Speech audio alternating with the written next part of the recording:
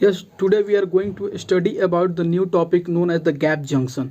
Gap junction सबसे पहले हम पढ़ेंगे इसमें कि मतलब गैप जंक्शन और इसके पहले जो एडेशन मॉलिक्यूल हम लोग जो पढ़े हैं कि जिसमें कि हम लोग टाइट जंक्शन के बारे में पढ़े थे, अडहेरेंस मॉलिक्यूल और जैम मॉलिक्यूल के बारे में पढ़े थे।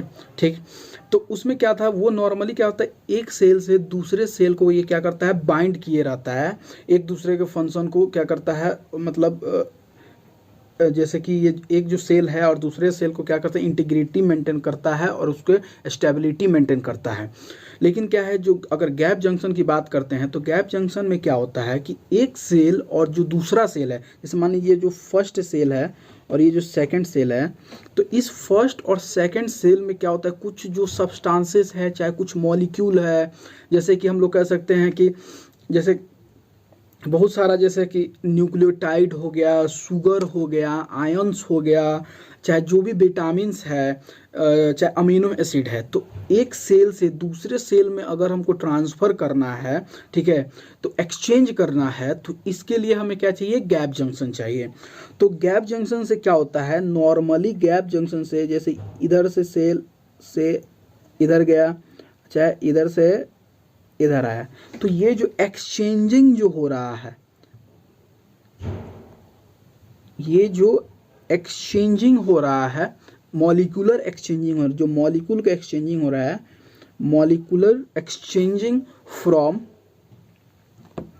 वन सेल टू अदर, तो एक सेल से दूसरे सेल में ये जो मॉलिक्यूलर एक्सचेंजिंग हो रहा है, उसके लिए कौन रिस्पॉन्सिबल होता है, गैप जंक्शन। इस गैप जंक्शन के बारे में हम पढ़ेंगे कि गैप जंक्शन का जो ये प्रोटीन होता है, नॉर्मली जो ये सिलिंड्रिकल प्रोटीन आपको दिख रहा है, ये सिलिंड्रिकल प्रोटीन को हम कहते हैं connection,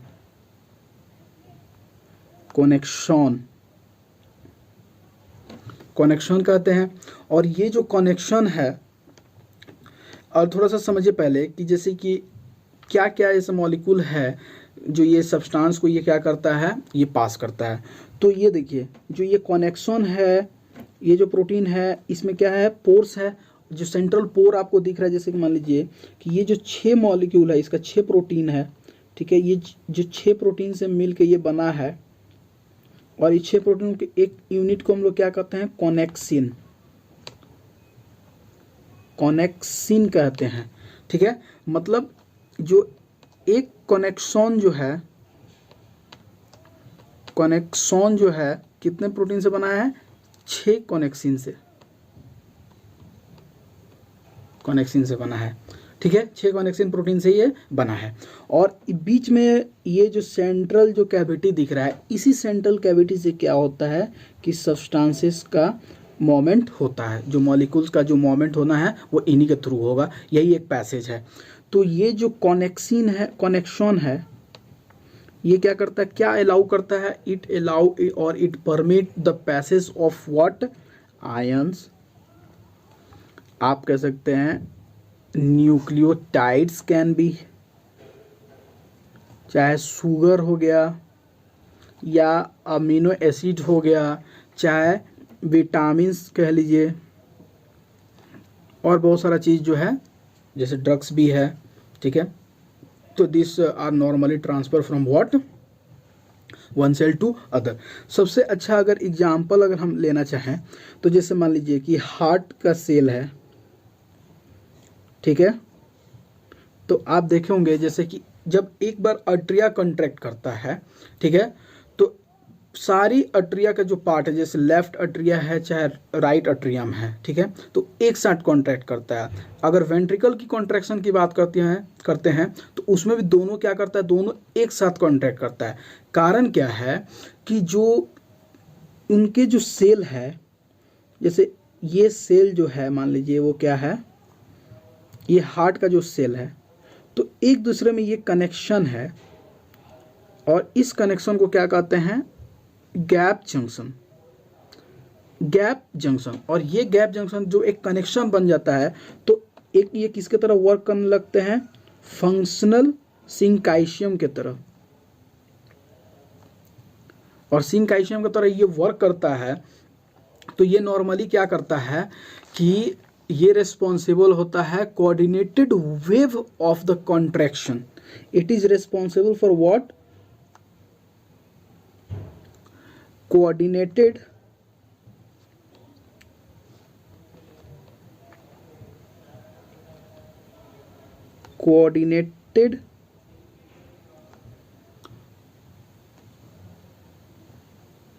wave of contraction in heart में ये कॉन्ट्रैक्शन कराता है। ठीक, तो ये जैसे कि हार्ट सेल में प्रेजेंट होता है, और भी जगह जैसे प्रेजेंट हो सकता है, जैसे कि हम लोग बात करते हैं एस्ट्रोसाइट्स में ये प्रेजेंट होता है। एस्ट्रोसाइट्स के अलावा जैसे कि अगर सिंगल यूनिट जो स्मूथ मसल की बात करते हैं तो इसमें ये प्रेजेंट होता है, सिंगल यूनिट स्मूथ मसल्स में ये क्या होता है, प्रेजेंट होता है।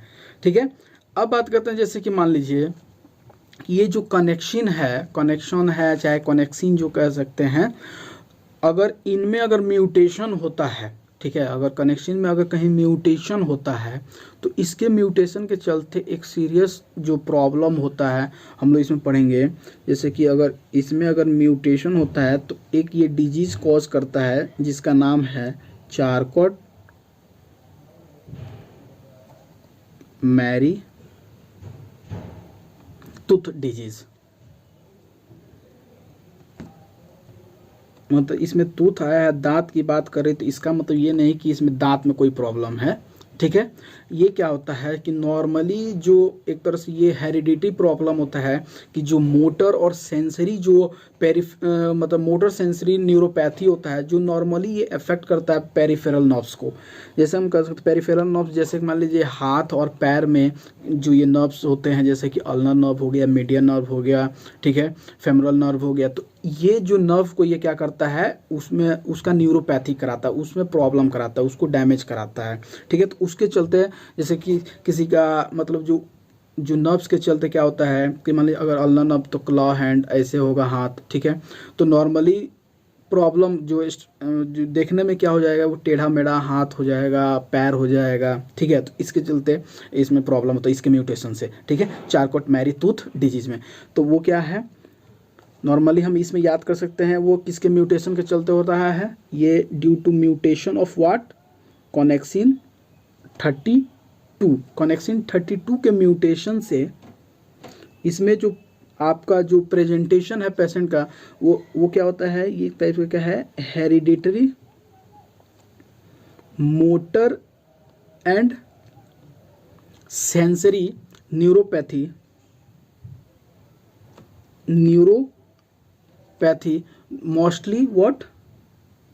मोस्टली पेरिफेरल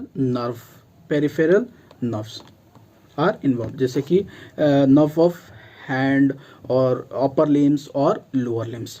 ठीक है, अगर कुछ और पॉइंट जैसे इसमें जान सकते हैं एग्जामिनेशन पॉइंट ऑफ व्यू से, जैसे कि मान लीजिए अगर कनेक्सिन 40 में अगर म्यूटेशन हो रहा है तो इसके चलते क्या हो जाएगा, इडियोपैथिक आर्ट्रियल फिब्रिलेशन,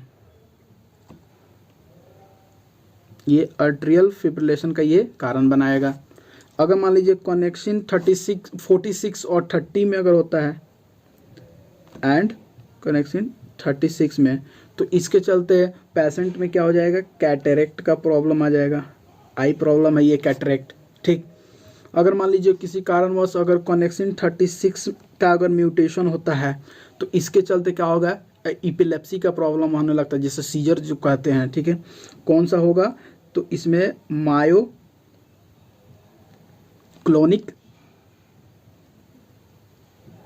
इपिलेप्सी का ये कारण बनाता है। ठीक, कुछ और पॉइंट जानते हैं इसके बारे में। मान लीजिए कि जो ये गैप जंक्शंस द्वारा जो कनेक्सिन द्वारा जो और इसका जो सेंट्रल पोर है, इसके जो परमेबिलिटी ये प्रोवाइड कर रहा है कि इससे जो सब्सटेंस है, जैसे कि हम लोग पढ़े हैं कि आयंस है, चाहे जो भी न्यूक्लियोटाइड्स है, शुगर है, अमीनो एसिड है, चाहे विटामिन है, वो एक सेल से दूसरे सेल में जा रहे हैं। लेकिन ये मान लीजिए कि अगर आप इंट्रासेलुलरली अगर इस सेल में अगर आप पीएच बहुत कम कर दे रहे हैं, अगर डिक्रीज पीएच डिक्रीज कर रहे हैं, तो इस डिक्रीज पीएच के चलते क्या होगा, जो ये परमिएबिलिटी है वो क्या हो जाएगी, परमिएबिलिटी क्या हो जाएगी, डिक्रीज हो जाएगी। It decrease what, permeability. ठीक है, लेकिन अगर हम बात करते हैं कि अगर इसमें हम क्या करते हैं, अगर इंट्रासेलुलरली अगर आप इसमें कैल्शियम को आप बढ़ा दीजिए, ठीक है, इंट्रासेलुलरली अगर कैल्शियम बढ़ रहा है तो वो गैप जंक्शन के परमिएबिलिटी को क्या कर देता है, ये परमिएबिलिटी को क्या कर देता है, इंक्रीज कर देता है। ये गैप जंक्शन के परमिएबिलिटी को क्या करता है, इंक्रीज कर देता है। ठीक है, और ये जो नॉर्मली हम लोग पढ़े गैप जंक्शन में, तो गैप जंक्शन में सीधा हमें पॉइंट क्या याद रखना है कि मॉलिक्यूलर एक्सचेंजिंग होता है एक सेल से दूसरे सेल में। ठीक है, ये कर सकता है। एक कनेक्शन जो है कनेक्सिन से बना होता है, 6 कनेक्सिन प्रोटीन से बनता है। अगर इसका म्यूटेशन होता है तो चारकोट मैरी टूथ डिजीज होता है, जिसमें कि हमें पेरिफेरल नर्व्स इन्वॉल्वमेंट होता है, इसकी न्यूरोपैथी होती है। और किसके चलते होता है, तो म्यूटेशन इन कनेक्सिन 32, ये हो सकता है कनेक्सिन 14 के चलते क्या हो जाएगा, इडियोपैथिक एट्रियल फिब्रिलेशन, इसके चलते क्या हो जाएगा, कैटरेक्ट, और इसके चलते क्या हो जाएगा, मायोक्लोनिक सीजर। हार्ट सेल में सिंकैसियल और प्रॉपर तरह से ये क्या हो सकता है, हार्ट मसल कॉन्ट्रैक्ट कर सकता है, चाहे एस्ट्रोसाइट्स में प्रेजेंट होता है, चाहे स्मूथ मसल में ये प्रेजेंट होता है। और ये पीएच की बात किए थे, अगर पीएच अगर कम होगा इंट्रासेलुलरली तो परमिएबिलिटी क्या होगा, गैप जंक्शन से कम होगा। अगर कैल्शियम अगर बढ़ रहा है तो उसकी परमिएबिलिटी क्या होगा, इंक्रीज होगा, और इसके चलते क्या होगा, डिक्रीज होगा। Thanks for watching and please do subscribe and like my channel and share with your friend. Thank you.